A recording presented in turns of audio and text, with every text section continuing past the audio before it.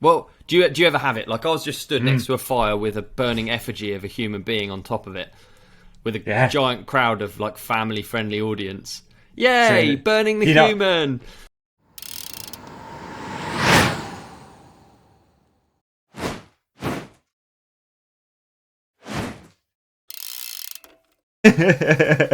Welcome to the show, the High Energy, episode 19. Thanks for joining us. No. 19. Is that what you wanted me to do? I've been waiting 18 episodes to do that. Is it from Phoenix Nights? No. 19. I didn't even know. I think it's Phoenix Nights. I love that shit. That was good, wasn't it, Phoenix Night? Was Ray Vaughn in Phoenix Night? DJ Ray Vaughn. Ray Vaughn, yeah. And the Tiger classic TV show, man. If you've not seen that, people, check out Phoenix Nights. So really highlighted actually how miserable a discotheque really is. Really, it's a dark room, flashing lights and loud noise, isn't it? and it's pretty accurate to a lot of the UK club scene as well, I think, especially back then, post-internet. Hey, dude, it's been fireworks night. Talking of flashing lights and loud noise and crowded spaces, it's been fireworks night, and I went to one, and it struck. I had like one of those profound moments where you realise, where you just sort of question. Well, do you ever have it? Like, I was just stood next to a fire with a burning effigy of a human being on top of it, with a giant crowd of like family-friendly audience. Yay! Burning the human. Exactly, and you know why? Like, it's interesting you say that, because it's like, if you think about what that is, so you're basically teaching kids, if you go against the government, isn't it? Yeah, you get burned. Right, let's look it up. Guy Fawkes. Though. Really, should we not be celebrating him? Like, he tried to overthrow government. He was a renegade. He was a pirate. Yeah, but for the right reason, did he? I don't know.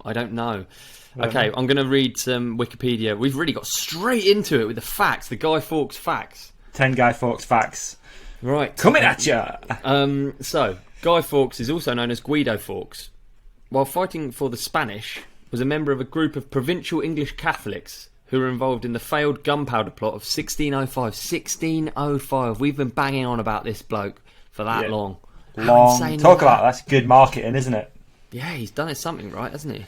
Good marketing from the Guy Fawkes team. So he was essentially a terrorist of the time.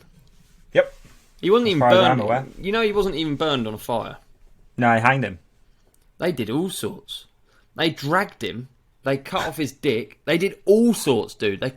It's really insane what they did. Really? Is that true? Are you making that up, or is that actually true? No, it is actually true. Let me find a... This sort of goes back to the whole V for Vendetta thing we talked about last week, when I said that's what I've been watching. Yeah. Hopefully people have watched that since, and Russell Brand's done a really good video in between. So I think it came out on November the 5th, breaking down that film and how it basically predicted the future in 2006. Crazy, that, isn't it? There's all the Simpsons ones as well, isn't there? Yeah. It's crazy. Really cool. I love all that shit, dude. I'm not mad at it. So I wouldn't say conspiracy theory, but whatever it is. It's fun. It's interesting. It's fun. Yeah. It's fun to learn about. I want to find a full, because, you know, just in bullet point form, it wasn't that intro. I want to hear the full thing. Sorry, I should have done this. We need young Benny to look it up, you know. Yeah, but Benny's busy. Benny's running his side hustle tonight, unfortunately. He is. He's running up. Right, I've got 10 facts you never knew about Guy Fawkes. Should we try that? Would love to, honestly. Really, I think they're good to go through these. These are fun, I think, aren't they? I feel like it would have been better to do it pre-November the 5th, so people could use them, and be like... but people will be going to dinner parties and stuff, won't they? I'm sure our listeners go to dinner parties, do like fancy upmarket things like that. Very sophisticated people. Right, yeah, exactly, yeah. So, fact number one. Guy Fawkes was not hung, drawn and quartered. The traditional death for traitors in the 17th century England was to be hanged from the gallows, then drawn and quartered in public. What's drawn then? Is drawn like dragged behind? I thought that was cut up. Oh, is it? Yeah. All right. Quartered would mean arm, leg. No way. Other leg. Isn't it? That's his quarters. Right. As he awaited his grisly punishment on the gallows, Fawkes leapt to his death to avoid the horrors of having his testicles cut off, his stomach opened, and his guts spilled out before his eyes. He died from a broken neck. His body was subsequently quartered and his remains were sent to the four corners of the kingdom as a warning to others. Whoa. Dude, that's heavy shit, isn't it? Yeah, so he jumped before. That's fact number 1, dude. We're not even into it. They came in hot with the facts. They're going to get worse from here. Yeah, exactly. Fact 2. Guy Fawkes was not the gunpowder plot's ringleader. There are a total of 13 conspirators in the plot, which was masterminded by the Robert Catesby. Catesby was a charismatic Catholic figure who had a reputation for speaking out against the English crown. I mean, there's so much. This is brilliant. That brilliant. we don't know. I mean, is this turning into a history podcast? Is this boring? Should I stop? I think let's fire through another 2 and see what I like. It's tough, isn't it? It's tough. All right, I'm not going to do the big... Yeah, okay. Fact number 3. Guy Fawkes won the unlikely admiration of King James I. When he asked why he had so much gunpowder, he replied that his intention was to blow you Scotch beggars back to your native mountains. I like him, man. I'm a fan. You're a fan of Guy Fawkes, are you? Yeah. He was actually Protestant by birth, so he switched it up. He chose a different side. I don't know what the difference is. From the outside, what it looks like is Catholic has more gold in their churches or mosques or whatever. They have a lot more shiny things, don't they? Didn't know that. Protestant was Henry the... Okay, so... dude, I'm actually full of facts. Protestant Christianity was brought in, I think, by Henry VIII so that he could divorce and bang more of his wives, because he had millions of wives. So he just wanted to plough through them until he got a son. So he invented a religion, basically? Yeah, I am 70% sure of that, so... And 70 is good enough for this show, dude. Isn't it? Yeah. Isn't it? So he switched sides. What a sly dog. Guy Fawkes switched side. Okay, number 5. Guy Fawkes has an island named after him. He's one of Britain's most infamous villains, and his island is in the Galapagos. Santa Cruz Island. Is it really? Galapagos Islands, yeah. I have no idea nice why. One too. Yeah. Guy Fawkes Island, yeah. They're great facts, I'll be honest with you. And again, it did make... We had the same conversations here. We're like, why do they put him on top of a fire? What's that about? Is that... Yeah, I know, right? Is that to teach kids, like, don't do this because this is what happens? Don't go against the government, this is what happens. No idea. People used to do penny for the guy. Did you ever do that as a kid? No. Or were you two? No. I didn't do it either. It was a bit of a... What did you do with it? I don't really know how to say it. It's not what kids from our area did. Right. It was more of a lower income thing. Right. Because it's begging. Do you know what I mean? Penny for the guy. Is that something? Did you have that down south? No, I never even heard it. Okay. Penny for the guy was kids would make a fake guy, which was the one that you would put on top of the bonfire. Yeah. You take said fake guy in a trolley or whatever. Yeah. You put it outside of some shops, like a shopping centre. Yeah. And the kids would stand there and say, penny for the guy.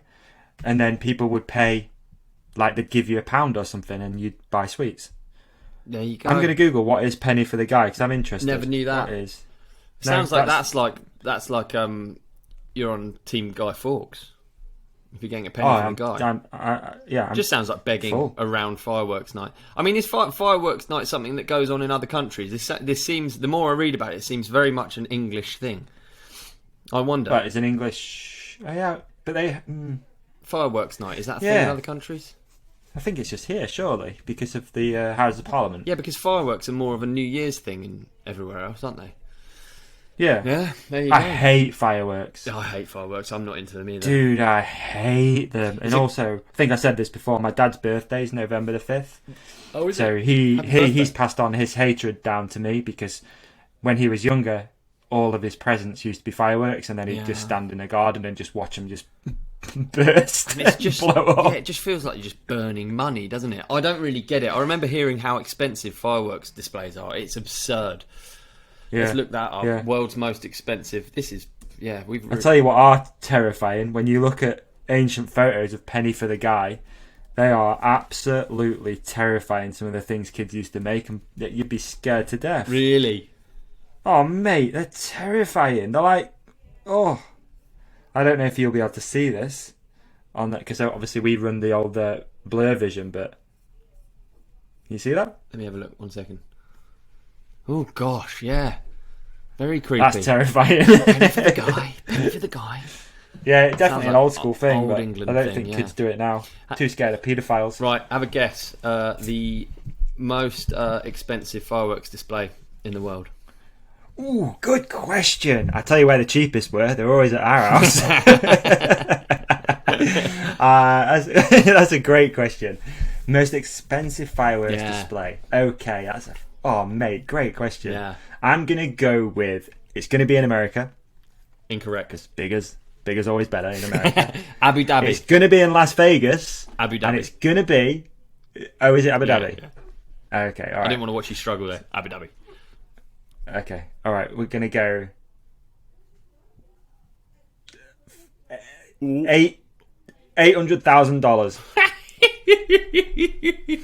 That's so cheap for an Abu Dhabi fireworks display, I think. That is so cheap. So in 2009, Abu Dhabi broke the record of the most expensive fireworks display, with theirs costing a massive $20 million. And this this display lasted 55 minutes. I can't think of a way. A more boring way to spend 55 minutes watching just that money. I mean, all that money, dude. Imagine all the things you can do with that money, and it's just I would want for that amount of money. I'd want my eyesight to be better. I'd like to see a god for that. Let's be money honest. in You'd the want sky. to ejaculate at least once for that money. Mate, in the it's 55 minutes, dude. You want to. Yeah. You want to bust like twice. You want to get off at least. Imagine it just get everyone's at different points in the crowd. Just at least once. And maybe you'd pay to go, and maybe if they charged 100 quid a ticket, you'd go. Pretty weird I don't know. thought. Pretty weird thought. Actually, it's quite family fun, isn't it? Just a load of blokes.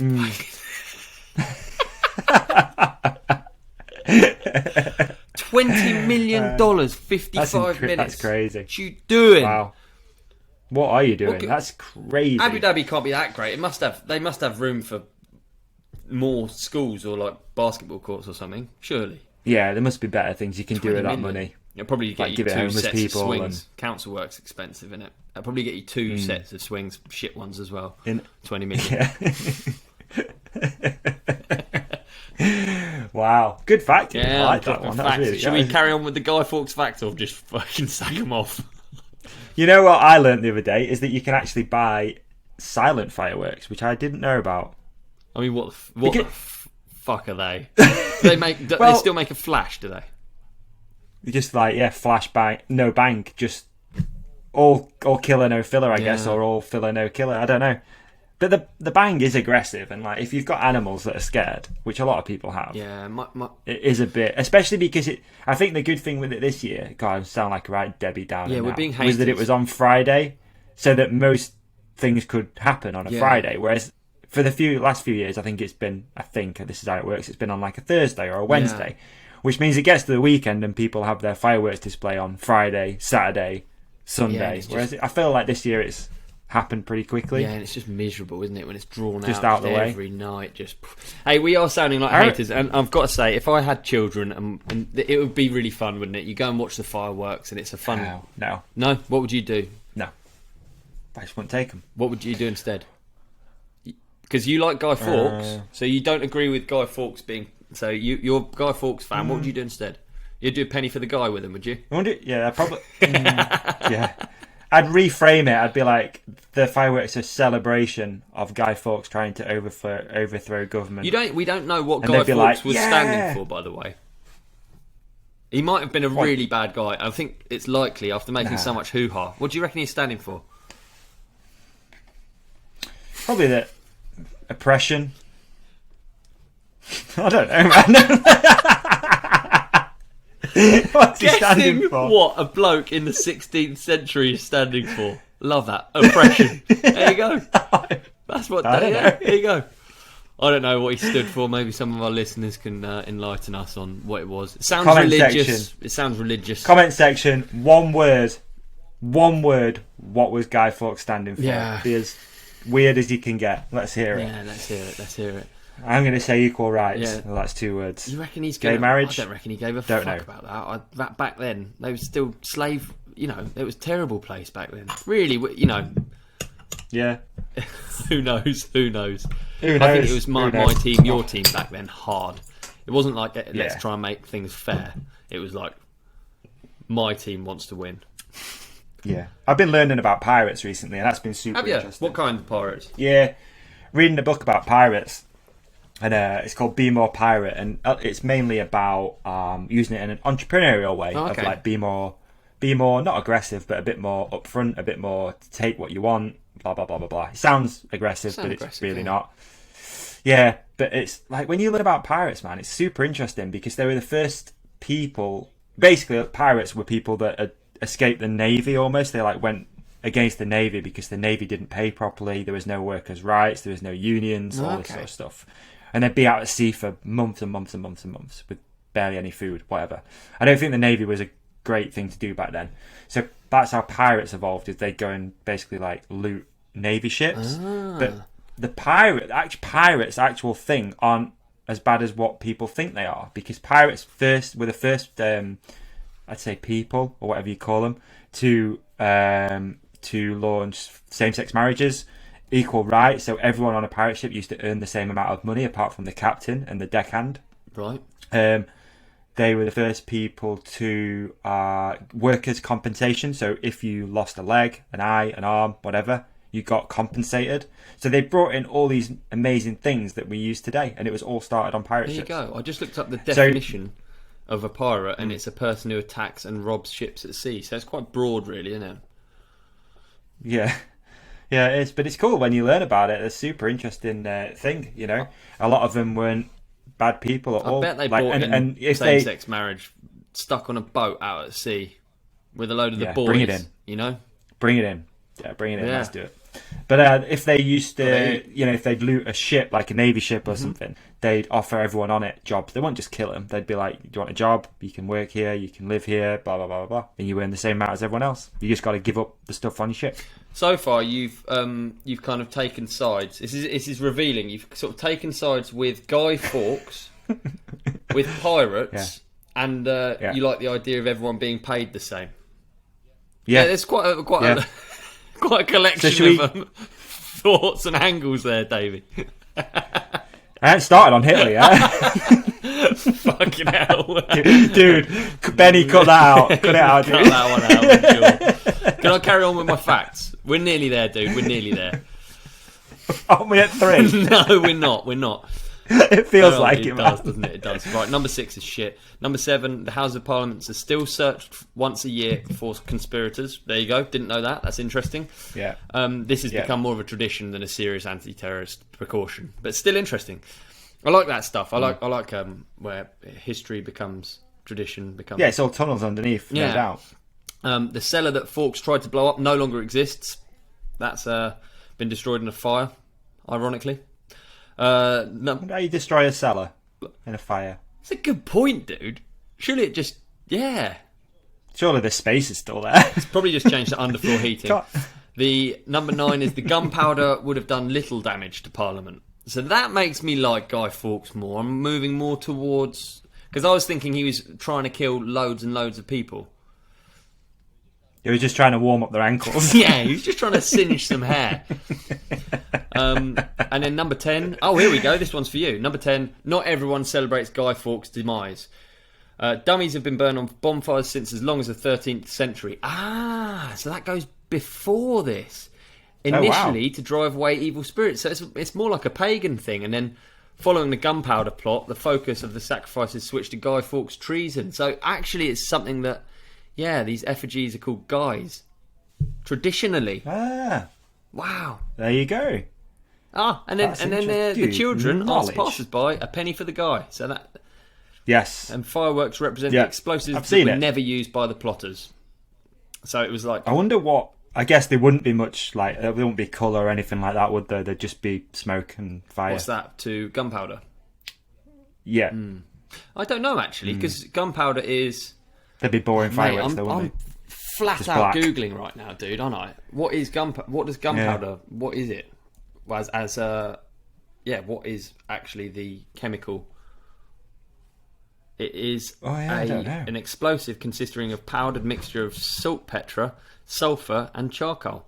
Now chiefly used for quarry blasting and in fuses and fireworks. So there you go. That's gunpowder, commonly known as black powder. Yeah. Right? It's the earliest known chemical explosive. Dude, is this a fact podcast? Huh? History, facts, knowledge, I think everything. I'm getting smarter. 100%, dude. I was dumb 2 years ago before we started this. You reckon, yeah? Dumb. Now I'm really, now you're smart man of the world. Just have all these facts just right there, ready. All of these top 10s we've done, just fucking there. Yeah, dude. I got a question for you. I've just had a really funny experience. How important do you think, this sounds silly to say now, vision is when it comes to riding? Ooh. Because, and I'll tell you why, never thought of this before. I've never had an eye test before, ever. And I've literally just walked in from being at the opticians. Yeah, and I sat down, right, it's quite funny. I sat down with this guy and he goes, do you struggle driving at night? No. Have you got any, previous health conditions with your eye? No. Every single question was no. And I'm like sat there pretty proud. I'm like, oh, perfect bill of health, perfect eyes. And then he starts doing the tests. And it turns out that I shouldn't drive without glasses. No way. So, I'm like illegally driving without glasses now. Wow, this is sick. So you I've might got get prescription lenses and you might be spotting things on the trail and you might be quicker. This is what I was thinking. So we left the opticians and, Emma made a bit of a joke. She was like, do you think you didn't see that tree when you hit that tree? And I was like, yeah, I've never thought about it. I wonder if there's a correlation between people having perfect eyesight, spotting rocks, gaps, whatever. I wonder. And riding a bike fast. I wonder. Because there must be, dude. Because if your eye can't process it quick enough, and that's, I dare say that has no correlation at all between me hitting that tree. Well, you don't know. Purely. That's not a tree's big. And I was going really slow. Well, you don't know. But it did make me think that when you get up to speed, like you've got to process stuff pretty fast, if you're especially riding things blind. And I wonder if there's a correlation there. So it'd be interesting to hear if people have any opinions on that. And I'd never thought about it before. I actually got 2010 vision. Okay, that sounds bad. So 2020 is average. Because I went into the eyesight thing because I had one of my eyes was like shaking. It turns out I was just too tired, but it was doing it. It did it for ages, and I couldn't ride. It was horrible. I couldn't focus on stuff. Yeah, so I went in. I was quite worried, and they said that I actually have. This sounds like I sound like Jay from the Inbetweeners when I say this, but I have better than 2020 eyesight. So maybe really? Because what does it refer to? 2020 is like, so 2020 isn't perfect vision, it's average vision. It's good enough, because you have to have 2020 to be a fireman or a police officer, I believe, or stuff like that. I think so. I think you have to have really good vision to do anything like that. So 2010, the number means when you stand at 20 feet, you see what the average person could see when standing at 10 feet. So that's it. So that's it, yeah. Wow, so you've got really good vision. Yes, I have, just by chance. I've explains never really, it. Yeah, well, there you go. I've never really questioned my vision before, because both my parents wear glasses. I kind of thought, the glasses are coming. Yeah. But they said I had 2010, so it just sounds... I've never questioned it either, and the only reason I've been is because Emma started getting like a floater in her eye. I think it's called a floater. So she kept seeing this thing, and she's like, I'm going to book. And I was like, I'll come along with you, bit of company. But I'll book it as well. So I did. I thought, £25, it's a nice day out to the opticians. That'll be fun. And there, I just sat there, cool as anything, obviously, just like answering, yeah, I'm fine. He's like, do your eyes ever go blurry when you're reading? No. How interesting. No, all good. Oh, mate, when you get contact lenses. Turns out I'm fucked. Yeah, what? Yeah, I should have contact lenses. Do you know what your number was? Or did they give you a number? Yeah, but I can't make sense of it. It's right here, actually. I have it on this piece of paper. So I've got, I don't know, axis. I guess that could be something to do with it. That's 175 and then 5.0. And then a bunch of them are minus 0.75. Oh, I don't know. I don't know what any of it I means, tried really hard in my test because I really wanted to have good vision. When you're like really trying. Yeah, you can't cheat on that because he's like, "What? Well, what's the letter then?" And you're like, X. A? No, it's a Z. But anyway, it just got me thinking, like, you know, it's something I've never really thought interesting. about. So you're going to try really. Contact lenses or glasses when riding? Wow, bit of a hustle because then, well, yeah, I'm really lucky that I do work for an eyewear company, so I can order them. But they did hustle me a little bit today, which is rare. But they were like, well, you should really buy your first pair from here because then we 100% know that they're correct because we've got all your results. Which makes sense because obviously the tight northern area was like, well, I work for an eyewear company. I'll just order some. Like, it'll probably not cost me anything, to be honest, especially the frames. And then they were like, no, you should really buy them from here. And I was like, oh, fucking hell. God, then give us a cheap pair. So, 10 days. I've got to wait. Mate, how interesting. I'll be really interested to see what you find when you ride. If it's going to be... Yeah, I should ride in some, shouldn't I? I've only ordered, like, casual ones, you know, for around town, sort of thing. But, I should maybe... Because what I have been thinking before, and again, this is probably not a correlation. I did ask him, and he looked at me like I had three heads. But I feel like over the last sort of few years, my eyes water more when riding. But I don't know if that's because growing up, dude. I never wore riding glasses ever. Like they weren't even a thing. Never wore goggles. Went out mountain biking, you know, and used to ride pretty quick, I guess, around trails or whatever. And I never even thought about it. Whereas all of a sudden, if I ran down on something quite steep, I do sometimes have to stop and clear my eyes because they're just pissing with fluid. I don't know if that's a degenerative thing that they start watering more. But now I'll grab a pair of. Do you know what with eyesight? So when I try and bomb on a bike, so what I think's good. So have you noticed with all the leaves down, all the leaves covering up all the trails? I end up riding quite quick because I don't have all of those cues. So a route's just underneath. And to be honest, if you're looking at it, you're looking at your front tyre. Do you know what I mean? You can notice stuff, but you should be looking up. And we were talking about the other day. It's like if you've ever skied or snowboarded in whiteout, it's meant to be really good because then you react to what's actually happening and look ahead rather than look at what's about to happen and preempt it. I think I'm making this sound really confusing, but basically what I mean is you're looking up, stuff's happening and you're reacting as it's happening. So the front wheel goes, but you're already looking at the next section. You're not focusing in on the route and. I don't know. It's an interesting thought, isn't it? That makes sense. Yeah, I can see that. Yeah.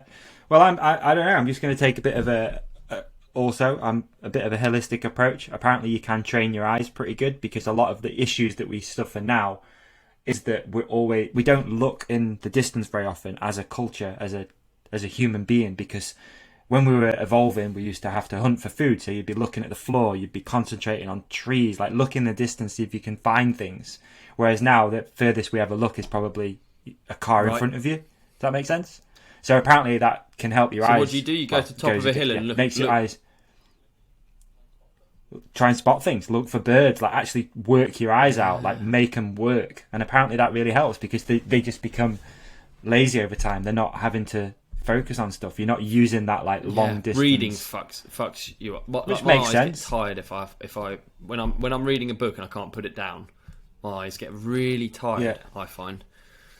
Yeah, so same. I so it's distance that you train if you were trying to fix something. There you go. Fix something. Yeah. It does make sense if you think about it. You know, we're evolving. We're trying to catch things. We're trying to, run after things. So you're going to have eyesight training. You're going to have. So you're going to go for a cold swim, go to the top of the mountain, look out into the distance, and then get back and do the COVID sniff pots.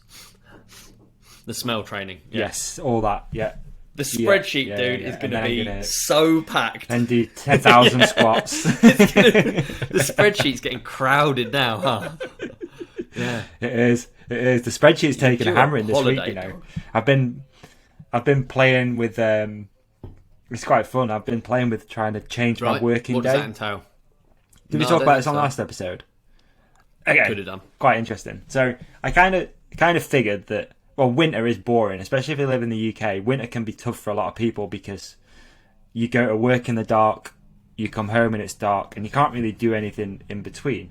So my thought process, and I don't know why I've never done this before, No, I do. Anyway, it's because my job's changed quite a lot. So I'm really lucky that at the moment I'm working at home, and I run my own business, so I can be quite flexible. So what I'm trying to do at the moment is start work at about 5 a.m, work till 7, I go for a dog walk, come back at 8, I then work 9 till about 12, and then after 12, just take 3 or 4 hours off, so you actually enjoy the light. So actually go out and do something. Whereas before you'd be like, I'll do that after work, but then it's dark and you just can't be arsed. So my thought process is do 4 or 5 hours in the morning, enjoy 4 hours, then do another couple of hours, which takes me up to doing a regular working day, but it's just split up. Sounds simple. I don't know. I'm probably overcomplicating it.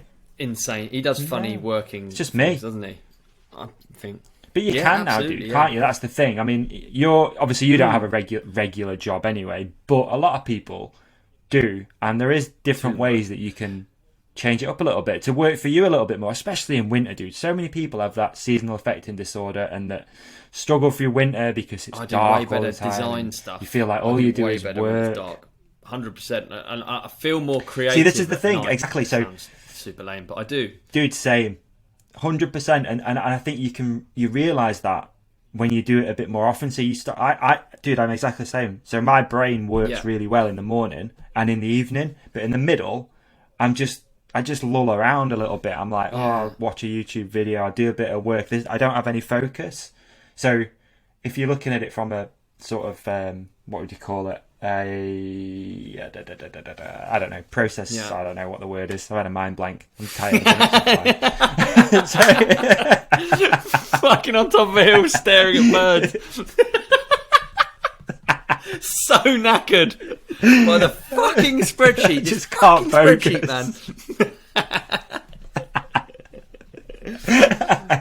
Oh dear. I don't know. So if you look at it from a pure, like what you put out perspective and how good it is, it makes sense to work when you feel your brain is actually effective.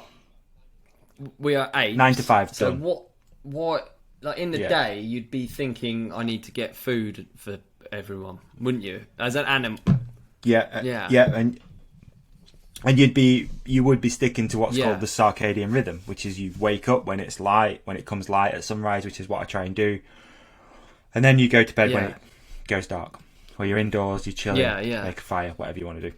But yeah, you're right, we'd be out doing other stuff. You wouldn't be working. So why is it that I feel like I can work better when it's darker, if anything, or when the day isn't going on? Because the day, obviously there's an element of like FOMO, or just like if I'm going to do stuff outdoors, it needs to be when it's light. So it's got to be in the day, hasn't it? I mean, night rides are great, aren't they? But you don't want to do it all the time, do you? I wonder what the function is of that, because like a caveman would have been. What do they do at night? They sit around a fire, bang, around a fire, tell stories. Probably just bang throughout the day, actually. Probably like rats. I think rats. I think we're actually as a species are fairly similar to rats in how we've taken over the world. Some people are. I don't know. It's that's how we've taken over. Oh dear. I don't know. I'm playing with it anyway. See how it goes, and it's interesting to keep trying these things on yourself. I agree with it, though, man. I like the mornings, and I like. I think a part of it is I like.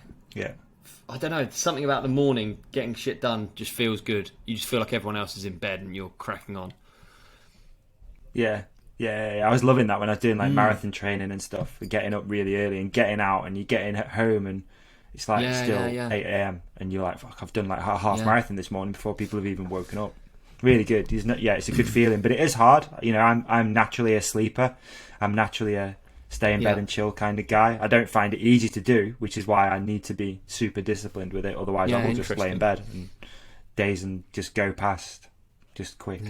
It's weird. I brought up cavemen just then. It wasn't on purpose, but I've actually just come back from a week holiday in Madeira, a hiking holiday. No bikes in Madeira. How was it? Weird. Yeah. Hiking, not biking. Because obviously me and George both ride, so we have to like ban bikes, because otherwise the holidays are taken over with just riding, and they just become like a normal week. So it's good. It's good to just stop for a bit. Obviously, I'm very lucky to get to ride lots, and as is George. But so we went Dude, So it how was was rad. it? The How was reason the it links to holiday? cavemen is because I stayed in a cave, an actual cave. I stayed in a cave. It was on Airbnb. We always look for like weird ones on Airbnb, and this was one of the weirdest. Yeah. So it was genuinely a cave. Wow. And you had to. What was it like? Explain it, man. So was it it's cold? not- Was it damp? Was it was What it it is- damper in your own house? What it is not for everyone, but definitely for me. I really enjoyed it. But it was like a 45-minute hike to the cave. So that doesn't sound too bad, but it's down like steep steps and with your bags and shit. It's quite a lot. And then you're on the coast in this cave. So it's just the cave and then the sea. And it was really fancy, actually. It's an Airbnb spot. It was like well, it was a cave, so all of the walls are like you can see where someone's like chipped it out with a thingy. Yeah. But it had a bed, it had a toilet, it had a shower, it had a kitchen, so it wasn't full cave. It was quite fancy. It's a fancy cave, real fancy cave. But you have to have a Yeah, it was really good. Right, and then cool. you have a dehumidifier on in it the whole time because obviously it would just fill up with water, I guess, or it'd just be so damp. Doesn't it just like sweat? Well, it does, but I think like the dehumidifier rock, just really works. Moist. Like it was interesting. It had a compost toilet, which actually sounds the worst, right? That sounds like a nightmare, right? A compost toilet. That sounds like you're just gonna. No, Like, all dude, right, when I have a shit in my flat, you know about it, and it's not a compost toilet. You know. So I just thought this is going to be the worst. We're going to be in a cave, and it's going to smell like shit. But it actually didn't. You just have a shit. It's got special black coloured toilet paper. Yeah, you put some and then stuff down it. You sprinkle like cat litter, sawdust you put stuff, sawdust and down? it doesn't smell. Yeah, it's insane. Yeah. No. They used to have that in did they? Sweden Yeah. a lot when I used to be there. A lot of houses have And that then in what do you Sweden. do? Yeah, because they're in the What middle of about when it's nowhere, full? so they're not What on do you do? like Dig it out? they're not on water. Yeah, just put it in a So hole. you have to then take it through your house. Yeah, usually so the back of it obviously will pull out. So you take out the Shit tray. You take out like Yeah. a shit tray. Yeah, a shit tray. And then it'll go Fucking hell, in the ground compost somewhere. Or toilets, what man? throw it over your neighbour's fence. I don't know. Whatever you want to do. Yeah, It was good though. Cave mind. life suited me. I liked it. It was pitch black at night, as you can imagine. Yeah, I slept very well. Yeah. Slept very well indeed. Yeah, Yeah, it had a door. like Yeah, a door on it. Like had a door. wasn't Had it, a everything? shower. Had a. Nice. Oh yeah, it's got Electric? electricity. Yeah, no internet or Wi-Fi or anything, which was nice to be away from for a bit. But you do That's good. sort of realise how much you rely on it because even we were just hiking whilst we were over there, and just to plan the smallest details, just like weather or just travel time. Gone are the days where we have maps. If I had a map, I would have done it, but I don't know how I would have done weather. Really? So yeah, true. Well, you just guess. Did you feel more? I don't know. Did you feel like better for having that break from the Wi-Fi and phone and getting a bit more primal? Like, how did it make you feel anything? No, it makes you. I like the fact that you just don't look at your phone as much, for sure, because it's fucking boring. Just like turning it on to black and white mode. That's so good to do. That is, if you feel like your screen time's going up, when you turn it on black and white mode, you're just like, God, this is so boring. Changes totally. My phone doesn't is it? boring. I'm going to look at the actual world instead, which is probably more how it should be. Totally. But it's exactly how it should be. yeah. I've been really trying, but I'm struggling again with that. I guess I don't know why. I just I'm better. I'm a lot better. I think if I looked at myself, 2 years ago to what I'm like now with it, it's good. But I think I'm definitely better. But I'm not far from perfect. But hopefully this this new working day thing might help me at the moment. I don't know. I think again, winter it becomes easier to do that. Like, what else are you doing if you're sat at home? You're like, I'll pick my phone up and just check this, check that. But I think if you can reframe that and use all this time that you have now indoors to it's good just learn being aware or of it. read or whatever. I think just being aware of your screen time is actually good. Like, I know that I'm around 3 hours a day on my phone at the minute. My screen time. I don't actually know if that's really crazy or if that's. I got to like 2 hours 20. Didn't we look 2 hours 50 is like is it normal. average? Or Let's have a look. Average screen time is like 250. I think it's 2 hours 50 minutes was average. I might be totally wrong, but I think it is. But yeah, I'm around the same as you. Then I'm around 3 hours average. Yeah, it's shit. That I mean, if I could take all those 3 hours, I know, at the end of a day, at the end of a week, and have them back, you'd have an extra day. 100 and ish. 169 minutes a day. So what's that? I really hope Focus do that campaign again. Beat your screen time. It's bloody brilliant. That was really good. I think that was in winter. Like 3 hours and 15 minutes is the average one. Right. Yeah. So you're under it, which That's is not great. Too bad, is it? Which is well, good. I mean, it is. It is a bad part of my life, but I do a lot of work from it and blah blah blah blah blah. Excuse. Yeah. And again, you can blame people for being on the phone too much, but dude, you can legit run a business off a phone. So if you're only spending 3 hours a day on your phone, and that's work, then you're winning at life really, because you're only doing 3 hours work a day. Yeah, so. it's true. I also was reading. My screen time will go up because I was reading a book on my phone, which is a weird thought, isn't it? Ooh. Reading a book. I haven't done it much, but they're not doing audio. It was just.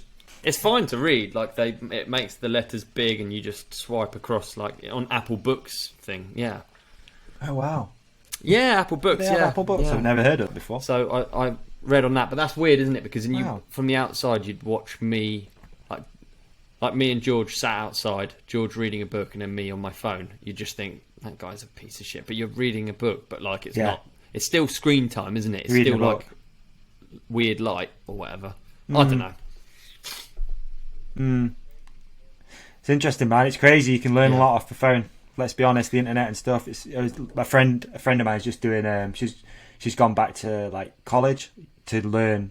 I don't know, radiography or whatever. But we were talking about it this morning, and I was like, isn't it interesting how you could pretty much do that whole course now on YouTube or on your phone? Whereas, not even that long ago, you had to go to the library, get the book, study the book, learn the information. It's like crazy how it's just like, she was saying there's loads of like YouTube videos that are like cheat videos that basically give you the bare essentials of what you need to know to get through this course. Yeah. She's like, you could just do that. And it's scary that people are getting into professions by basically skirting around the edge and just learning the bare essentials to get through. I like to think it does more in a positive. I like to think it offers more positivity to life than negativity. I think it's easy to the internet and phones. It's easy to talk shit on phones, but there are so many things that have changed so much in our lifetime for the better, I think, and even just down to a level where people are able to connect. I know it's not the same as human connection, but it is. Well, what we're doing right now is over the internet. This is screen time. Exactly. It's quite hard to. Yeah. I mean, imagine this. We'd be fucking pen friends, dude. Yeah, we'd be pen friends, and I'd have to get on a horse and carriage to come up and see you. Whereas this is, I would say, this is a positive thing, and it's all because of the internet. Yeah, it's true. It's true. Yeah, it's true. I think we could probably write a book though. That'd have been pretty cool. Imagine this transcribed. It'd be just nonsense. Jesus. Just bad facts that haven't been fact checked. At the end of when you've done the podcast on this, definitely. On the end of this podcast, you can like transcribe the episode, and I'm like, nah. I don't think anyone needs that in their life. Can you put little captions? Can we start? Oh dear. Let's get big in China. The language barrier is so big for like Mandarin and English language. I don't know if... I've had a few people over the years reach out and say, like, can you put subtitles on because they're deaf, for example. Like, tough. Podcasts when you're deaf are not great. Yeah. Try lip reading this. How did we get onto all of this? Literally all of this was hard. because you were talking about your eyesight, weren't you? And I wanted to do a shout out to Xavier Hopkins, who I've ridden with, he has a condition, his eyes, I think he has 10% vision, and he bombs up Rogate, and I've ridden with him a few times. Yeah, I believe... 10%? We'll have to look into it. He's had an article in the Times about him that I should probably click on and get the actual facts, but He rides loads and rides really well. Really accomplished rider. And 10%. Yeah, he has only 10% of his eyesight. That's really cool. So shout out to Xavier Hopkins. He is at blind_MTB. Yeah, and I've ridden with him. Oh, awesome. Rogate. Yeah, I've ridden with him up at Rogate quite a few times, and it's so sick. He has like certain tracks that he explains his vision and stuff. Certain tracks, once they're wide enough and he knows the track, it becomes more of like a memory thing, and he gets obviously all the same sensations out of riding and stuff as we would. Yeah, it's really cool to ride with him. That's amazing. Yeah.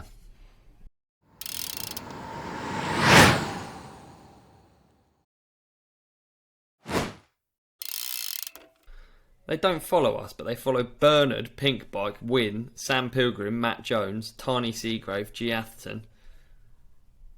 Really? So basically what we're saying, Ollie, now we're recording, is that we need Manscaped to follow us and we want our listeners to go there and help us out. Why don't Manscaped follow us? I know, we're out here killing it. You know? We're doing good work for them. We're trimming our balls. Like, they follow Loic Bruni, Brooke McDonald. They follow T-Mac. They follow Fabio Wibmer. Do you think they follow... Do you think it's something to do with these people's balls? Maybe that's why they're so good. Could it be? Could be. Maybe that's what it is. It's the 2020 vision and a fresh set of nuts. That's what it is. How can we offer that to our listeners? Dude, we have got a Lawnmower 4.0 to give away. No way. That's the full set, is it? That's the full set, dude. I'll give you a quick rundown if you want. Do you want to see it? Yeah, I'd like to see it. What's in it? Here's the box it comes in. Really nice presentation box. Open it up. Your balls will thank you. Wow. And there it is. Everything's right there. And inside this box... everything in there. Dude, this is the full shebang, they call it. That's what they call it. Full shebang. So in here, you've got your crop preserver. Yeah. Ball deodorant. That's right there, look. You can win that. So you preserve it, you deodorant it. Yeah. You got your crop reviver. That's right there. You can revive it. Mid-afternoon spray. So you can revive your nuts. There you go. Bit of that on. Yeah. You got a pair of boxer shorts. That comes in there as well. Yeah. Wow. 3 pair of boxer shorts in there. Your accessories are in there. And all of the other stuff. You get your bag. You get your leather bag. You get... there's so much stuff in here, man. And then obviously you get your Lawnmower 4.0 shaver. Incredible. Retails at a whopping 120 quid, that, mate. And guess what we're going to do? What? We're going to bloody give it away, aren't we? No way. We're going to give it away. We're going to give it to someone. We're going to just give it to someone. And you know what I'd like? I'd like someone to win this who How can they gift win it. I want them to gift it to someone else, though, as well, dude. Like, give the gift. Like, use it for Christmas. Give it your dad. Give it someone use you it love. and then gift it.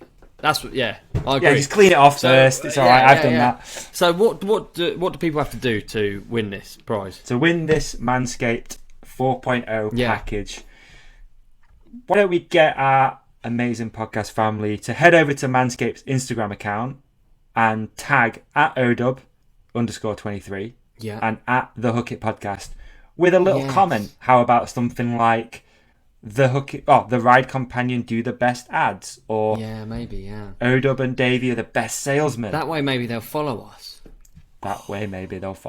Yes, so all of us win. We all win.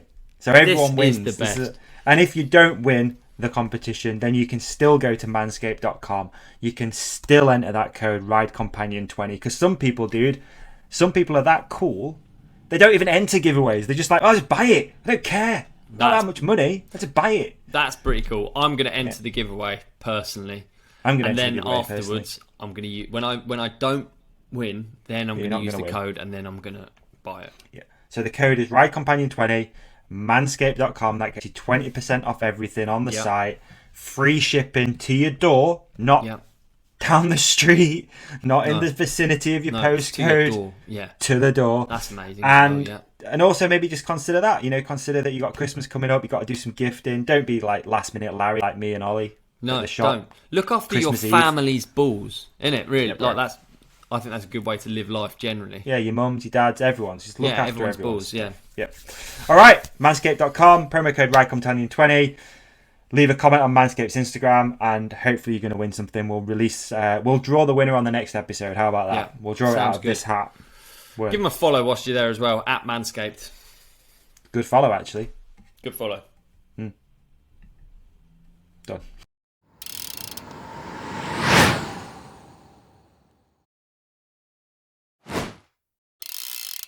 He would be a great guest. Let's. We'll I find don't know out, if he that's listens. for sure. Let's see if we can get him on. That'd be I had cool. a thought as well. So you know how with the disc golf community, and we've seemed to have this thing happen where if we what. Yep. And also, I have the fucking what's the thing? What's the bit of bread thing that you fill with gravy that didn't go down well, what's did it called? Yeah, the Yorkshire Pudding Yorkshire Community. Pudding Appreciation Society. Fucking Frisbees and then Yorkshire Pudding people. Actually, I can't slightly off do topic. anything. Not that long ago, something I can't remember what it was delivered to your house. Was it like a slap chop thing? Did you ever find out who sent it you? Did you? Okay. Yeah, I did. It was even funny, sent it that's to hilarious. me. Yeah. What I was going to say, so there's a few good, things that have happened where we've like touched on these sports. Yeah, sorry. Spike ball, definitely number one. And then the disc golf thing. And Yep, each spike time, ball. the communities have rallied around and we've ended up with some free sporting gear. So I was thinking... Yeah, it's true. And it's not the reason... Well, let's use a these reason happen then. So by I was accident, thinking, so, yeah, if we hate on a sport, yeah, do they get in touch? Like, do we get free shit? So... It's true. Have you ever watched the Porsche Cup, dude? It is so fucking boring. it's Dude, they go, so and shit. they're so slow. Overpaid. So slow. Oh, overpaid, and they just go round and round and I know. round. Dude, I could do it. 100%. Oh my God, I could can't- do it. If and they sent Porsches a as car, well. I would do it. Fast. You could do it. Especially with my vision. I think the Porsches, they just look like Yeah, those Frog yeah. Wellington boots, don't they, as well? Oh, especially the old ones, like an old mate. 911 964, like an early 80s one. Gross, dude. I hate them. There's I no don't way want I'd one. have one. If someone delivered so one, mate, I'd much. send it back. Honestly, I'd send it back. Yeah, and me. I'd probably So let's- burn it, yeah. See what happens. I think we got it. I think we got it. I think we got one. Do you reckon we got this? Oh, dude, if we could get some Yeah. Porsches out of it, this would be the best. Yeah, Should we carry on? What else? We What should else do is more. shit? Yeah, and they've got 4 fucking wheels. Ugh, boring. They can't even fall over. And they don't Protected even from make the a rain cool and noise, in wind and my elements. opinion. Sat in a bloody box. Brum, brum. Brum. Boring. Let's see what happens. Oh, man. Let's see what What are we happens. Did you doing? see the... Let's see. No, Dude, anything from nothing. Michael Flatley, I by even the went way? out Michael yesterday Flatley riding coming on so yet? I could film a fucking tap dancing Nothing. video. Nothing. Yeah. Nothing. Mate, Nothing. we'll go. It's all right. We'll keep going. I wonder whether it's because... Yeah, let's keep plugging on. I wonder whether it's because he can't hear... His phone might be on silent or something, and it will sound quite a lot like his dancing. Like the... It sounds quite a lot like... like a Because he big- can move his feet so fast, Michael Flatley. He can just... Also, it's hard Yeah. to hear over that music, And also, isn't at it? 70 years old or whatever he is, he'll be struggling. Maybe he just hasn't heard the tags from the listeners. That's maybe what we put it down to. So Maybe, yeah. But he's got big time, arthritis. surely. Well, we'll ask him. We'll ask him. I'd talk to him about his ankles. Mine aren't feeling good, but I'm I'll no check the tap DMs dancer, now, they dude. must I've not be. been on them today. Do you know woodpeckers Nothing. have a different? Do you know woodpeckers have they have it's like a shock absorption fluid around their brain because they headbang so hard. Otherwise, Really? they'd just they go through life and they'd just get more and more dumb. So Why yeah, do they? Why do there's a lot woodpeckers to learn peck from wood? nature because they could. If they would, if you would, Woodchuck. if you could, you would. I can't remember the rhyme. Right, let me find, because they were using it in a CTE experiment. Yeah, we spoke about this before, I think, about not Woodpeckers, woodpeckers, but how brain. often the more like repetitive hits on the head are the worst. As in, not the ones you think of. It's like jet skiing's really bad. Wakeboarding, stuff that's like a constant. Yeah, there you go. Yeah. American football. Yeah. Okay.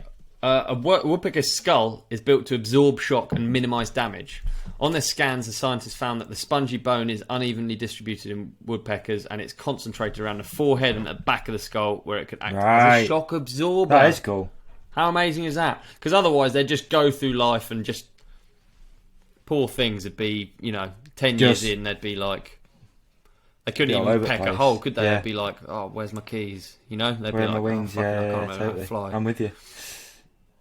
Yeah. What even am I? Am I a guinea pig? A guinea pig. But what do they do it for? Serious question. Oh, is that what it is? It's not for the tree sap? I thought it's not for tree sap. Yeah, no, of course it is, yeah. Oh, it could be. Why do woodpeckers make holes? Dude, I love questions like that. Like the simple you can always bank on me for a simple question, dude. And everyone listening to this is like, you fucking idiots. No, but I like the ones hidden in plain sight. That's what I feel like. Maybe that one is less. Yeah, it's so they can make a nesting hole. But I think it's a good question to ask, dude. Those cool ones birds. Sometimes really you take cool. For granted. I rescued a kestrel on Saturday. That was interesting. Yeah, I did. Did I send you the photo? You didn't. Yeah, it you was, did. You rescued it. It was damaged, I guess. It's Kez, yeah. Kez. It was damaged or something. So where Emma keeps her horse. Was it wood? Yeah, was it trying to peck wood, and it probably doesn't have the spongy skull? Where she has the horse, it was up there, just literally on the muck heap, and we were like, "Oh wow, look at that!" And then I walked over and it didn't move, and it was like, "Okay, I'm getting pretty close now." And then I just picked it up. So it obviously got it's fine. It just looked at me, dude. It was quite a moment. It just looked at me as if to be like, "Oh, thank you." And we took it literally up the road from my house as a pet Samaritans that rescue stuff. And we've taken so much stuff there, and everyone actually, so actually, many chickens, dude. So many. All the people, as soon as I posted that photo, that were sending DMs that were like, "What have you done to that one? Get your fingers out of that one." Honestly, there was enough that it was a bit of an issue. I was like, "Okay, all right, I've not heard this one before." Oh no. So took it in the car. Poor thing. Took it up there, and we've not heard. And I don't want to make the call. I don't want it to have passed away, but poor thing. You've got quite a few hung in the balance, haven't you? You haven't heard from the dog people, have you? No, God. I still feel bad about that. Fucking hell. No. Don't. I was trying to help. You did nothing wrong, you're trying to help. But hey ho. Just like with all those chickens as well, you're trying to help. Yeah, it's tough. It's tough. I'm just going to send you have you seen this video that I've just sent you on WhatsApp? It's a few people sent it. It must have been, how it is. It does the rounds on Instagram and, reels and stuff like that. You seen it? I have seen it, yeah. I've got sent it a load. Jet ski stuff. People are so good at sending me jet ski stuff. That is the mule. That's everything. Okay, so for the audio listeners, it is essentially a UTV that has been converted with 2 jet skis to float in water. So it is like my mule and my jet ski combined. Oh, should I make a t-shirt? My dream mule jet ski. Here's what I think when I see this video. And I've had a couple of days to think about this. Someone only sent it yesterday. Here's what I think. I think the guy driving it, for the first 2 seconds of the video, is going, "Fucking hell, I bet my girlfriend thinks I'm so sick in this. Oh my God, this is so sick." And he's backing out and he's like, "This is the sickest thing ever." And then he turns it and he goes straight and then he goes, "Oh, is that it?" It just goes straight and like it. Yeah, he goes, This is literally boring. An Instagram video. That's all it is. And it's 2 brand new skis. So what you got there? 15 grand each. Yeah, it's so much money, isn't it? Yeah. I think he turns that corner, he hits the gas pedal, and he goes, "Oh, just a wet fart." Yeah, and there's big shock absorbers underneath it that don't do anything. Experiment. The best thing about that video is that it's had 1.2 million views. Anything else is a total waste of time. Yeah. I'm sorry, because I guess that was I'm giving quite it hard to do. I mean, honestly, what is the point in that? There's boat. Does he know about boats? Boat, dude. What does it do that doesn't? Okay, let's be fair here. Let's be fair, because we're going to start pissing off the jet ski YouTube community. Good point. What does it do that boat doesn't do? It might... Dude. Imagine one of them fucking turns up on your drive. You'd be like, fuck's sake. Like, I don't even know what I'd do with it. What can you do with it? I don't know. You just drive in a straight line. I bet it handles like shit. I bet it's probably kind of slow. Anyway, maybe we've gone in hard on this guy. No doubt it's an absolute mechanical It's the genius. X-Motor drive. Oh, it's in Russia. I take it all back. It's in Russia. I take it all back. It looks great. It's fantastic. Sorry. Yeah, it's a army vehicle. Yeah. So yeah, there you go. Have you got any? Yeah, we can do some if you want. Listener question. We've got a list. We've got a video submission actually. In fact, yeah, and I will apologise for that to anyone who sent some, because there are quite a few. Because we brought Benny in, and we've had other stuff going on. I didn't bring them up, but I can get into this one, and I have a couple more that I tried, but it didn't work. I have this one though. Should we try this one? This one came in from Simon White. Yeah. So this one, big Sam. Okay, Simon White. Yeah, I really like the engagement. Ooh. No video. Hello, Davey. Hello, Ollie. So I sent a listener question in a few weeks back about getting a new helmet and whether you drop it for the first time before wearing it, just to christen it, to take away all the bad vibes. So here I am. It's been a few weeks, but I know it's no excuse, but life gets in the way. But I've come down to the local pump track. I bought this bike back in July for my 37th birthday. Just keep that between us, don't tell anyone. Through the inspiration of listening to you guys through the lockdown and the podcast, etc, etc. So, ski-jump bike, and now the helmet. So, here it is. I've gone with I haven't got a clue how you do this, but POC, POC, one or the other. Here it is. So, still got the fresh tags on it. I think it's a model crane or something like that, a bit of MIPS technology. Now, I'm going to do this on the grass because, it's a bit pricey and I'm not an animal. So, here we go. Yo! Right.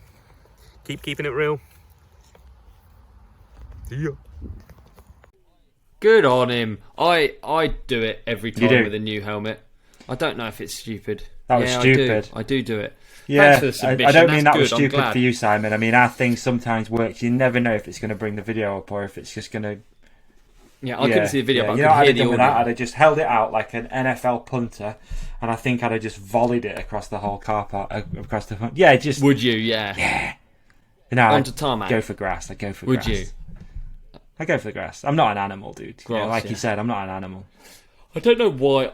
Yeah, I just think I do think it is good to get it out of the way. And actually, from a personal, when I have a new bike, I don't really want to ride it. I'd watch rather someone else ride it for a bit, if I could. Yeah, I think so. I don't like something creeps me out about new stuff. I'm not new stuff. God, I just feel like I'm going to ruin it, so I'd rather someone else ruined it and then I got it. I'm sure there's loads of people with their hands up now, like, I'll have your new bike.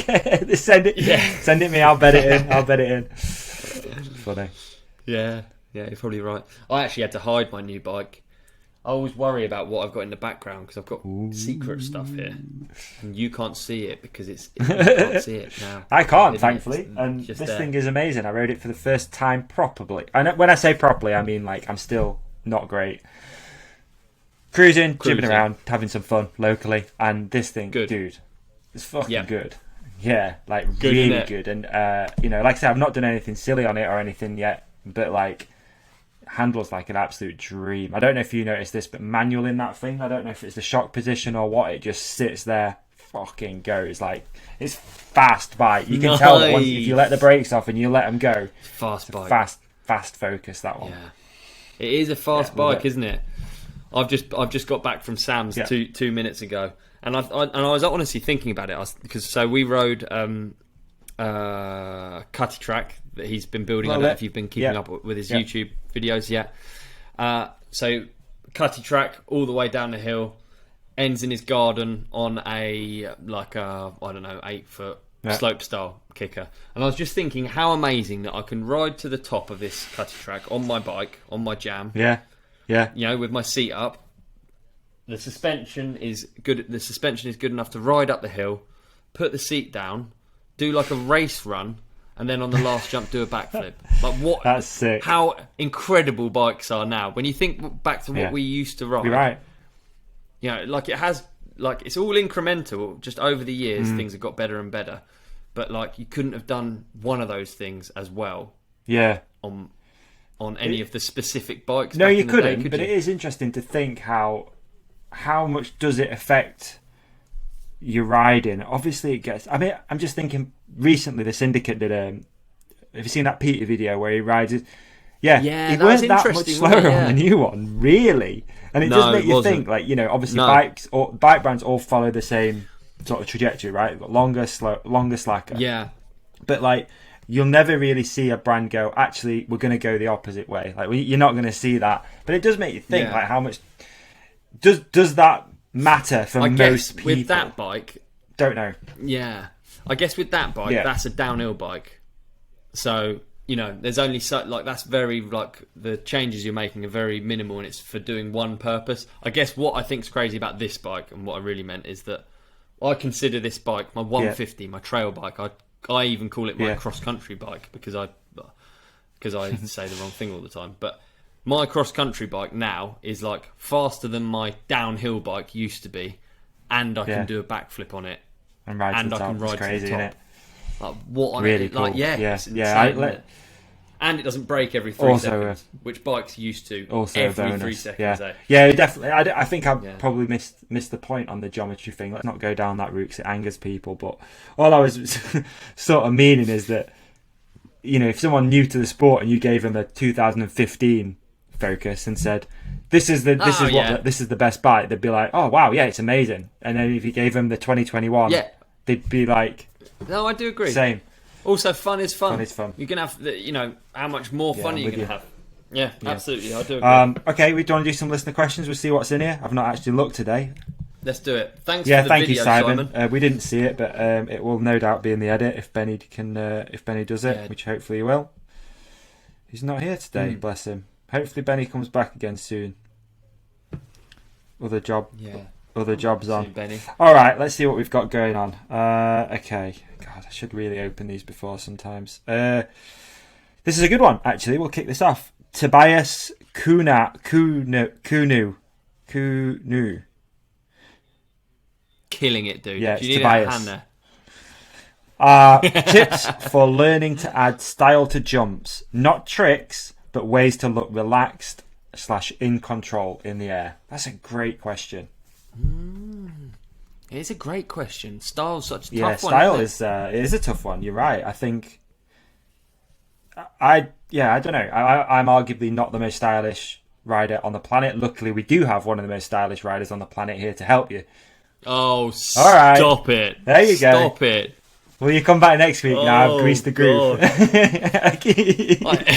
What is it? It's in the contract, isn't it? It's one blow smoke up your ass a week or something like that. Yeah. One compliment a week. For that one. Much appreciated. I don't know with style because obviously it's like I don't know. It's like some people are stoked with stuff that I don't consider stylish anymore. So I feel I used to just emulate like Mike Aitken or Corey Bowen, but that's really dirt jumping. Yeah. But you know what I mean. I spent a lot of time when I was younger just trying to look like that. So like watching videos and seeing how people ride, and then just emulating it and copying it.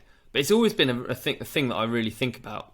It sounds really lame, but I've always wanted to do stuff so it looks cool because in basketball I just wanted to copy Michael Jordan. No one talks about Michael Jordan's style, but Michael Jordan's style is like beyond anyone else's. He's so sick to watch. And you watch LeBron James, he's undoubtedly an incredible player, but his style stinks. It's okay, I don't mind saying it because I think it.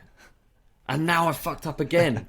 And now everyone, all the LeBron fans are. I'm a LeBron fan, but he just doesn't play nice like Mike. I don't know, so I'll take your word for it. But you know, you see stuff and think that guy's got a sick style, right?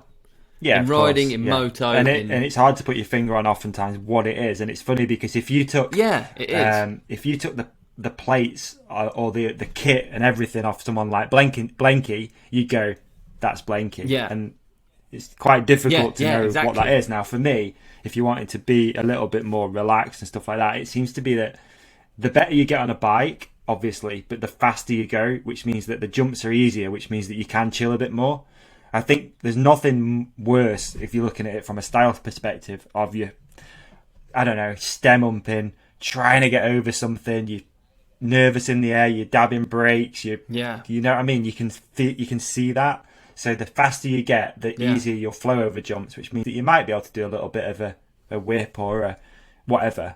You know, I think that's, to me, where style comes from. It's relaxed because it's fast, because it's in control. Yeah. I definitely think more people like there are exceptions, and people are just steezy and they can't help it. It just happens. But I think a lot of people study. I've always studied shit and like put it under a microscope, watched a clip back, and worked out why something looks cool. And I still do it to this day. Like even riding with Sam earlier, we were talking about exactly that. We're like, I never really think I care too much, but then I obviously really do. Like we were doing suicide no-handers, and I hate my suicide no-handers. I hate how the front's high, and I hate there's nothing lazy about it. It's something that I've just never really got them how I want to get them. So we're both I'm 35 years of age, and I'm sat with Sam, and he's the same. He hates how his head goes close to the stem, and that's funny. So it doesn't. It's not for free. It comes with years and years doing it over and over. Yeah, exactly. That's fair. Like I think that's a common misconception that it's just no, he's just stylish. He doesn't even try. Whereas I don't think it is. I think it's like watching and learning, and I still do it to this day. I watch people ride. Or all of us talk about it all the time. Moto, downhill riders, people riding trails, BMX riders.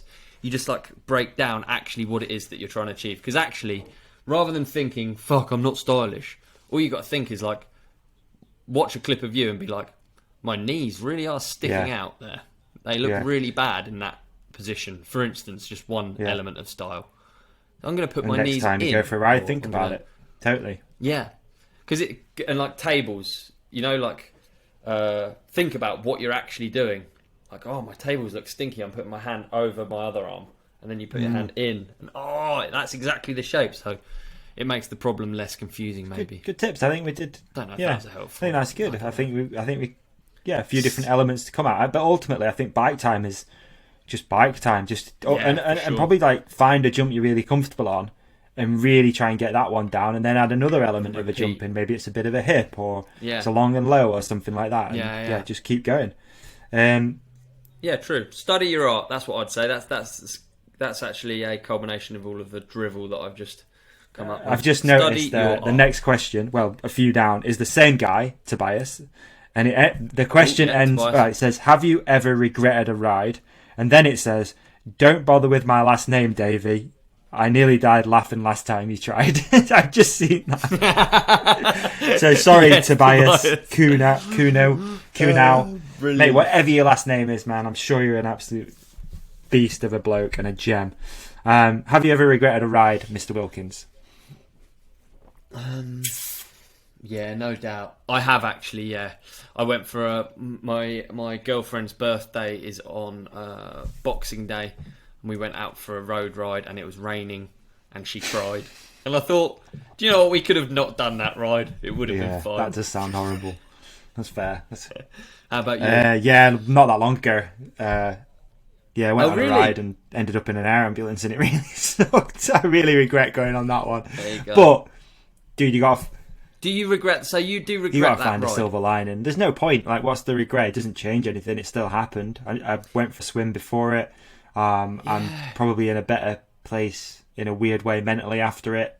I kind of enjoying getting back to fitness. I've got some new goals set. I don't think I'd regret it, actually. I think the regret is more those little ones. I don't regret injuries. I've done a few where, like, I've gone out last winter especially and got back, and there's not, like, loads to ride where I live. It's sort of similar but not similar to you. Like, there's not loads. So often I'll go out and it's cold and wet, and you get back and you're just like, got to wash a bike down, and like, I hear you. God, why did I even bother? There's a few of those. I know what you mean, but I still think the air in your lungs and the fact that you've just done something athletic, in that day is a good tick box. I still don't regret those rides. I don't often regret rides, and even with injuries, I feel like they're just like inevitable, and there's a forest fire, and you're going to come out better. Hopefully. No, mate, I'm with you. I think you're right. I'm a big fan of not regretting stuff, to be honest with you, and just trying to pack your days, because there'll always be a day that's going to be your last, and you don't want to have any regrets. So too right, absolutely. Okay, that's the motivational bit out of the way. Good question. At Jesse, you can put music to it. Yeah, definitely. At Jesse Tarvilla, is Spikeball World Championship still happening, and have you guys done any training for it? Not heard anything from Spikeball Chris for a minute. Actually, he used to reach out quite often and say what's up and see how we were doing. So we had an idea, didn't we, for the podcast? We had an idea that if we get Michael Flatley on, then what we'll do? Do we already talk about it? I don't think so. I'm thinking, like, what's this idea? Do you remember when we did we talked about prank calls? I think it was. I don't think we were recording. No, we were. So this is our idea, right? So, have you ever done prank calls, right, where you call up one takeaway and another takeaway, and then you just put the phone together, and then they're like, "What's your order, sir?" And then the other one's like, "What's your order, sir?" And so we were thinking we could do the same thing, but like we could get Michael Flatley on, and then we could get Spikeball Chris on, and then just how good would it be? I'd like to hear people's thoughts. How good would it be as a piece of like art? It would be artistic. Just Michael Flatley talking to Spikeball Chris, and then working out like who's who. And imagine Michael Flatley being like, "So what do you do, dude? I thought this was a podcast." And he's like, "Yeah, I thought it was a podcast too. I do a trampoline net with a little ball, and then Anyway, what do you do? Enough about me. What do you do?" "Oh, I do tippy tap foot dancing with the whistly And I do that on TV. Yeah, I'm actually very famous. Yeah, I'm very successful. Well, I'm very successful. I bet Flatley would be dope at Spikeball. I bet he can move. I bet he could get around that net. Great footwork, dude. Footwork. Get around insane. that net fast. Yeah, he'd be tough to beat. If you could mix Spikeball Chris, Michael Flatley, and Paul from disc golf, it might be the ultimate athlete. Perfect human. That could be the ultimate athlete, dude. Backhand on him. He said tippy tappy, and then Spikeball Chris is like a lot of lateral movement. and just good business acumen to turn a net and two balls into a global phenomenon. What a beast! Yeah, that could be the human. That'd be a great child. So can you mix sperms? Yeah, we can. Yeah, I think that. Let's move on. Let's move on. Oh man, I was just trying to think of a way we could just create the ultimate athlete. Yeah. At Elliot, so far we got 3 dudes. I'd love to know more. Again, 3 guys comment, or girls in the comment section. What 3 people make the ultimate athlete? 3 guys, 1 cup. Let's call it.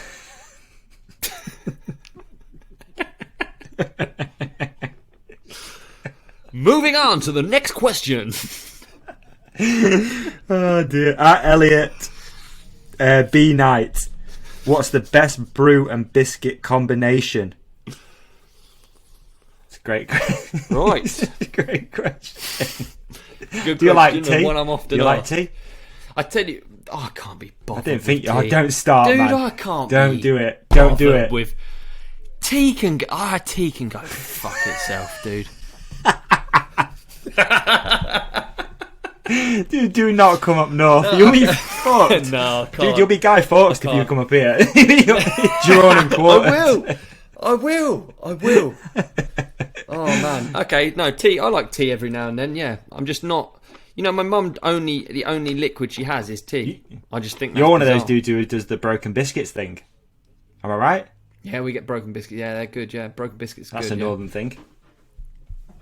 Is it? Yeah. So. Why are you owning that one then? Go on, tell me why. The cheapest option, aren't they? They're broken. That's what we drink up here. We have a hot water and a broken biscuit. There you go. Yeah. I didn't know. Yeah. Things are so different They down are. here. I bet they're expensive down south, broken biscuits. They're a novelty. Broken biscuits. Up here, they're just usually off a They're floor like, somewhere. They're like trendy. They're like hipster. You go to broken biscuit bars. It's like a silent disco, and you eat broken biscuits with the lights out. And you're like, oh, look how much of yours is missing. Ooh, a quarter of a rich tea. Do you know what I like? And I had a whole pack of today, which is really bad for you, but I had a whole pack of fig rolls. Ooh, fig rolls are decent. I like a fig roll. I don't know if anyone dips fig rolls. I think of that as quite a crazy thing to do. But maybe I think you have to. dip a They're quite fig roll. claggy, aren't they, a fig roll, after a while? Are they claggy? Get stuck to your palate. There you go. I like Lotus biscuits and coffee. Okay. Ultimately, I like just black coffee and a Lotus biscuit. Bro, So, I'll but dip with the tea- fuck out of a ginger nut. I'll dip those nuts all over that tea. Yeah, they're good actually, ginger nuts, aren't they? Yeah. Yeah, I just don't have tea all the time. And I live with someone who has tea all the time. So, okay. no, I like tea. I'm sorry, I'm just trying to get a reaction now. At Banking WSWB, I thought that up. Banking WSSB. You're right. Can't see it. My eyes have gone bloody blind. There you go. Yeah, that's what it is. Yeah. If Fawkes made a downhill bike, how much involvement would you guys have? So, I'd be doing absolutely nothing because there's no way I could develop a bike or have any input into that at all. That's my involvement. Do you know, Fawkes are brilliant. I have loads of input on the bikes, and it's really cool. But with a downhill bike, I actually wouldn't feel. I'm not. I stay in my lane, dude. So if you try and get me to develop a track cycling bike, what can I give that could possibly be helpful? Nothing. And I kind of feel the same with a downhill bike. Right. I haven't had one for such a long time, and I don't know what a modern downhill bike requires anymore. So we could promote it though, couldn't we? That's our involvement. We'd market it. Yeah, true. We do some marketing for it. I just don't feel the need for a downhill bike around where I live, and where I live is where I ride. So yeah, I don't know. I don't really have any of an interest either. It's fair, really. But sure enough, as soon as Fawkes brings one out, I'll be straight there in the advert. Oh, dear. No, it's good. The Fawkes would want our involvement, which is really cool, and certainly been super involved with the previous project. So for sure. Yeah. And credit to you if you've had anything to do with that. Well done. Yeah. Yeah. So Fabby, who we had on the podcast. Yeah. Fantastic. He's what a bike. That's when you're the best thing about going and meeting everyone at Fawkes was working out that the engineer who makes the bike I can't keep up with, and I can't keep up with Matza either, who builds all of them. So, yeah. They're a fast bunch. That's a pretty cool moment. They're a fast bunch. Yeah, that's when you know that you're. That's when you know that you're involved with the right company. Eh? That's good. Same guy. Why didn't Ollie smile in the 3-minute gap video? 3-minute gap video.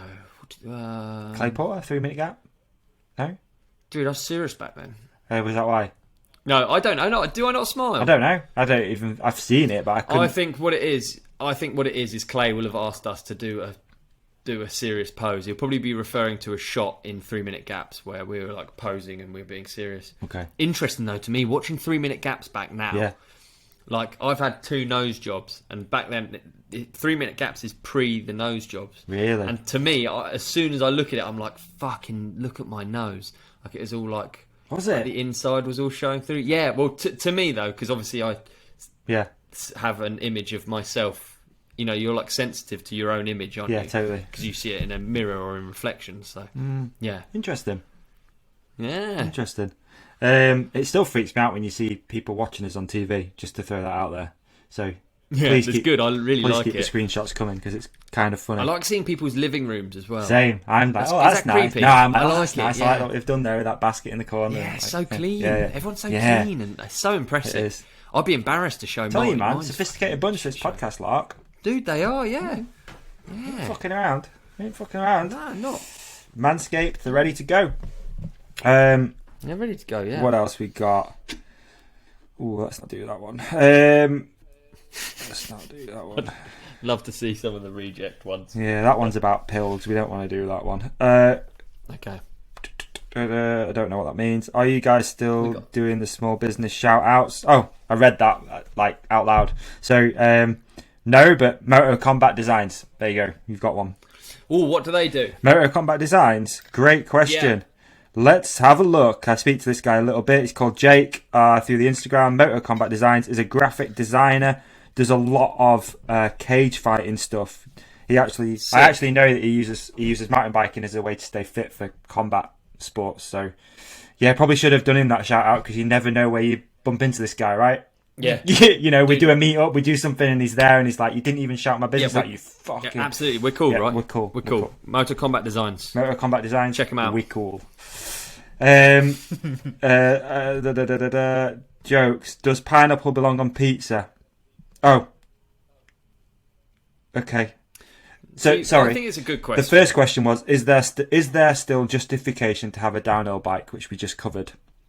Oh yes, and then he put jokes. Well, I think there is. If you live somewhere else, yeah. If you live in the mountains, then absolutely. 100%. I mean, if you can get on an uplift, then fucking right. And they're great, and they're a lot of fun, eh?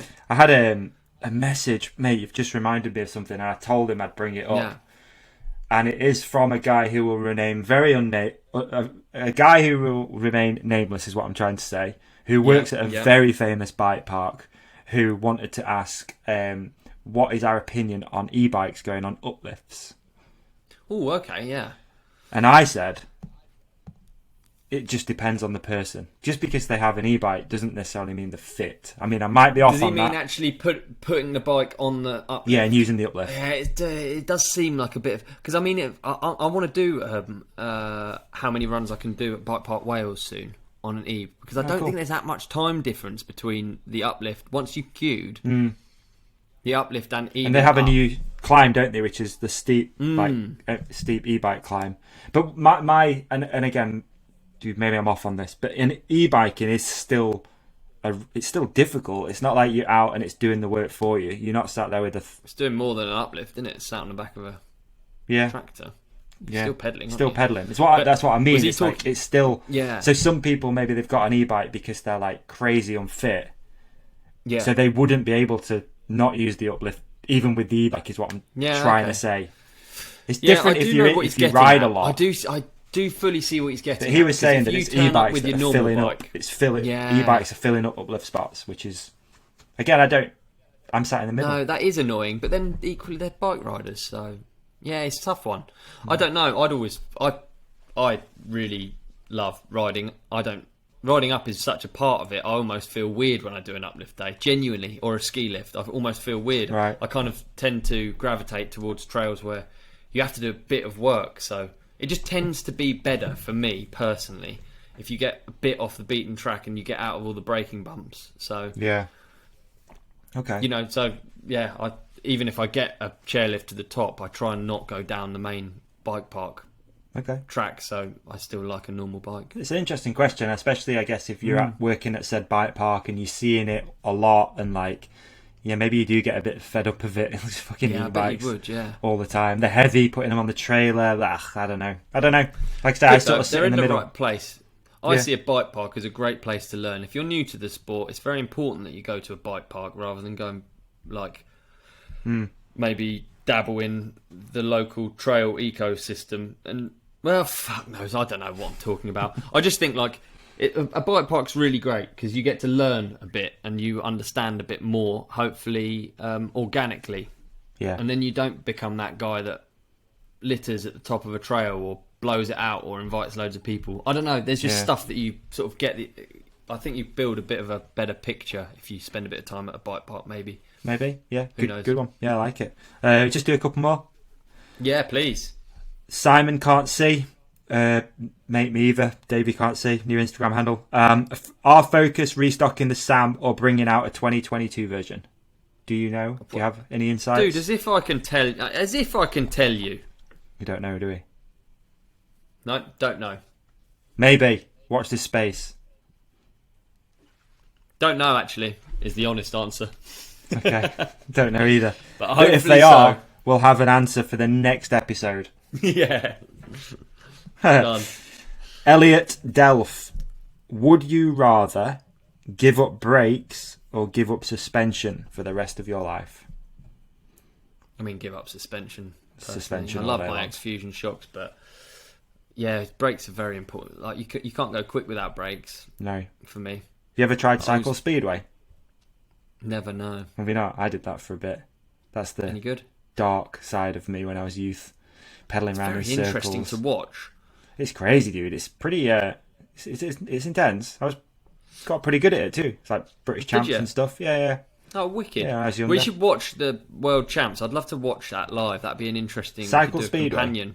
Cycle Speedway companion, just us two commentating. I don't think they're live streaming it, but you never know. You never know. You don't know. You know what they used to do, which was sick? Indoor Cycle Speedway in like leisure centres. So can you imagine how fast you can go on a leisure centre with a bike with slick tyres? Fucking hell, on the slippery floor, and you drift, or you're not really. No, drift.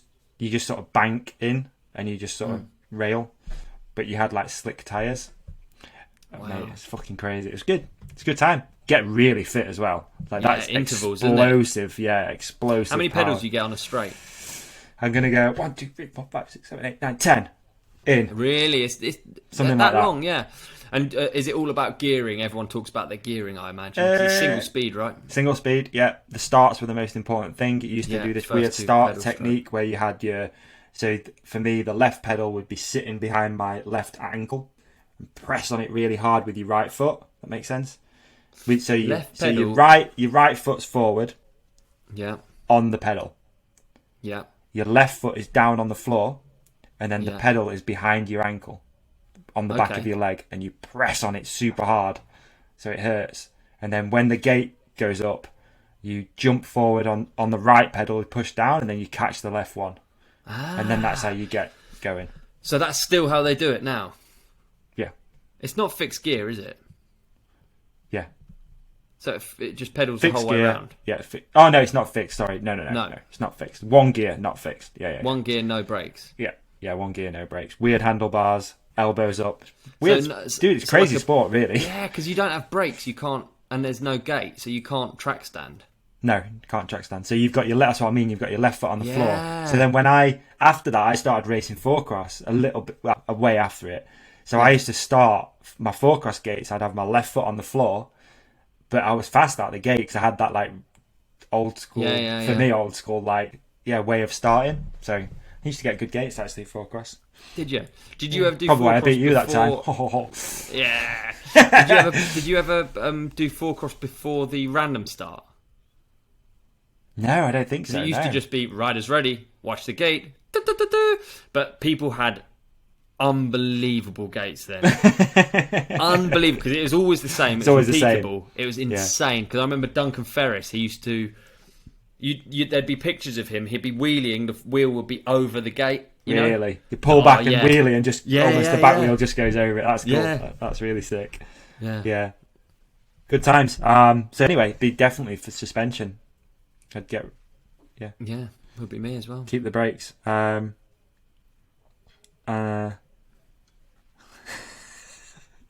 gotta read this out. This is the last one. We'll end on this. Bike Face 73. I might not get through it. What is the hardest thing about frisbee golf, and why is the answer taking it up the arse from a horse? There we have it. Why is that answer the answer? I don't Mate, know. No comment, dude. It is funny. And it's disc golf, all right? Disc golf, disc golf community. Quickly. Yeah. Emil is a beast. He just won Crankworks, Triple Crown. Yeah, we didn't even touch Crankworks. Let's do it next episode. Let's do it next episode. Yeah. Try and watch it before then as well. Yeah, what a beast. What a beast. I mean, his runs are so ridiculous. I've actually got one listen. I've got a listener shout out. It was from a guy I met in Scotland recently on my travels. He's called Dave, and he said, "Can I get a shout out?" And that's nice. And so I thought maybe we could flood him with some. He's got a very boring social media account. It's at @notsoarty_Dave. Nice. Right. At @notsoarty_Dave. Yeah. I'm going to his profile right now. Thanks. And I'm going to leave him a little love heart. Not so arty. There it is, _Dave. Nice only one, got dude. 74 followers, and the last photo is a picture of a gnome. So let's send some love to that gnome. Let's flood his account. I've got a listener shout out I want to do as well, just because this dude is a hero, and he did all of our artwork for Where's Ollie. So Joel at Primeval Illustration. Yes. He's just launched a whole new range of merch. He did your G-Wagon artwork. Yeah. So he's just launched some new merch and finally a Primeval website. Oh, so wicked. Go check that out, I look forward folks. to checking it out, yeah. The merch is dope. Really, really nice. I've been wearing one of his t-shirts for a while. So good quality, nice dude. In it for the right reasons. And it's nice to try and support people. And one of the gang. One of the gang. Gang. One of the ride companion gang. One of our ride companions. Gang. And yeah, we've got some other stuff going on soon, haven't we? Which we can talk about, I guess. We've got all sorts of shit going on. Hopefully we've got some gifts for you guys for Christmas too. Coming in the works. We're working on some cool stuff behind the scenes. It's just slow because we're slow people. We take our time. We're slow. We take our time. Rather get it right than get it wrong. Life moves on, absolutely. Life moves on. We're doing our best out here. Yeah, we are. This all right. has been Don't forget to go enter the Manscaped competition. Go do that. Don't forget, if you've got to be in it to win it, folks, give us some props on the old Manscaped Instagram account.